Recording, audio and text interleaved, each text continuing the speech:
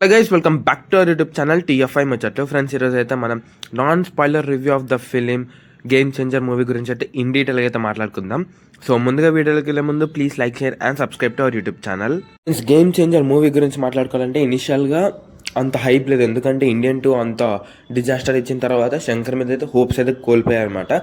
But కాస్తో కూస్తో కొంచెం ట్రైలర్ మీద అయితే లేపారు, కొంచెమే, అది కూడా ఎక్కువ కాదు. సో నేను ఎక్స్పెక్టేషన్స్ కూడా ఎక్కువ ఏం పెట్టుకోకుండా వెళ్ళాను అనమాట. నాకు ఎలా అనిపించిందంటే జస్ట్ ఓకే ఫిలిం లాగైతే అనిపించింది. బట్ రామ్ చరణ్ కట్అవుట్కి, రామ్ చరణ్ యాక్టింగ్కి మాత్రం నాట్ వర్తబుల్ అని చెప్పుకోవచ్చు.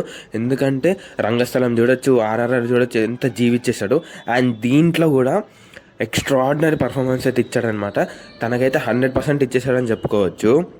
యాక్టింగ్ పరంగా ఎస్పెషల్లీ స్క్రీన్ ప్రెజెన్స్ మాత్రం సూపర్ ఉంటుంది రామ్ చరణ్ ఉన్నప్పుడు అంతా.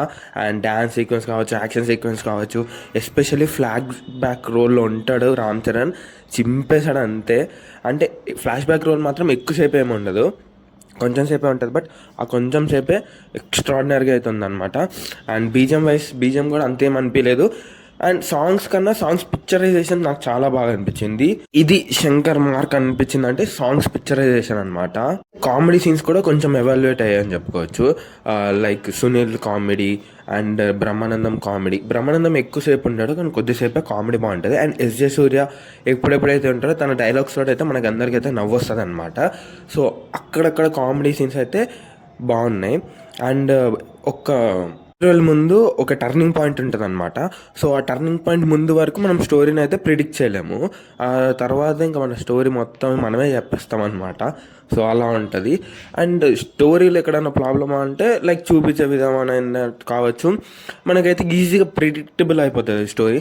అన్ప్రిడిక్టబుల్ అంటారు కానీ మెగా ఫ్యాన్స్కి పీడకల అంటే 10th January 2018 అనమాట, అజ్ఞాతవాసి. సో ఇంకో పీడకల అనుకోవచ్చు ఈ movie. And so next upcoming లైనప్లో చూసుకోవచ్చు రామ్ చరణ్, లైక్ బుజ్జిబాబుతోటి సుకుమార్తో ఉంది కాబట్టి మనం టెన్షన్ పడాల్సిందేం లేదు. బట్ ఆఫ్టర్ లాంగ్ టైం కనిపిస్తున్నాడు కాబట్టి ఆ బాధ అయితే ఉంటుంది అనమాట. సో ఏం చేయలేం. సో మీరేమనుకుంటున్నారు ఈ మూవీ చూస్తుంటే కామెంట్ చేసేయండి. So please like, share and subscribe to our YouTube channel. Thanks for watching.